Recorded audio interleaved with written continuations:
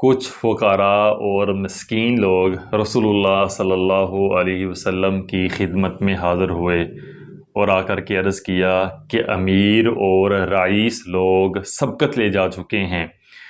بلند درجات حاصل کر چکے ہیں، وہ ہمیشہ رہنے والی جنت حاصل کر چکے ہیں۔ اور پھر انہوں نے اس کی یہ وجہ بتائی کہ وہ ہماری طرح ہی نماز پڑھتے ہیں، ہماری طرح ہی روزہ رکھتے ہیں، لیکن ان کے پاس مال موجود ہے، دولت موجود ہے، جس کی وجہ سے وہ ہم پر سبقت حاصل کر چکے ہیں۔ ان کے پاس مال موجود ہے، مال کے ذریعے سے وہ حج اور عمرہ کرتے ہیں، مال کے ذریعے سے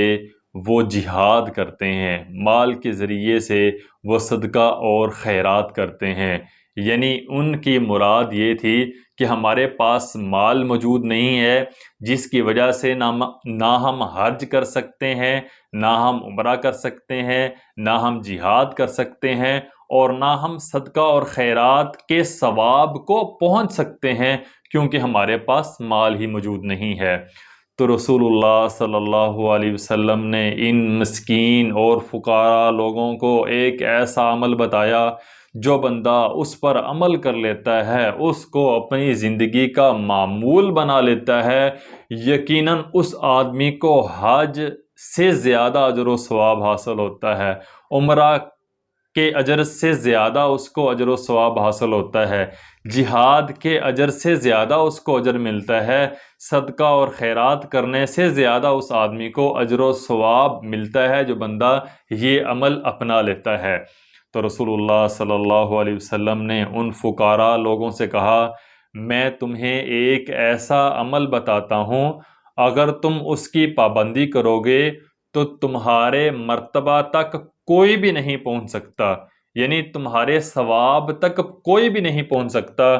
تم سب سے اچھے بن جاؤ گے سوائے اس کے جو یہ عمل کرے، یعنی جو یہ عمل کرے گا، اس پر عمل کرے گا، وہ تو اجر و ثواب میں تمہارے برابر ہو سکتا ہے، لیکن کوئی دوسرا تمہارے برابر نہیں ہو سکتا۔ تو رسول اللہ صلی اللہ علیہ وسلم نے ان کو یہ عمل بتایا کہ وہ ہر نماز کے بعد، ہر فرضی نماز پڑھنے کے بعد 33 مرتبہ سبحان اللہ، 33 مرتبہ الحمدللہ اور 33 مرتبہ اللہ اکبر کہیں۔ یقیناً یہ ایک ایسا عمل ہے جس کو کرنے کی وجہ سے اللہ سبحانہ و تعالی بندہ مومن کو ڈھیروں اجر و ثواب سے نوازتا ہے۔ صحیح البخاری حدیث نمبر 843۔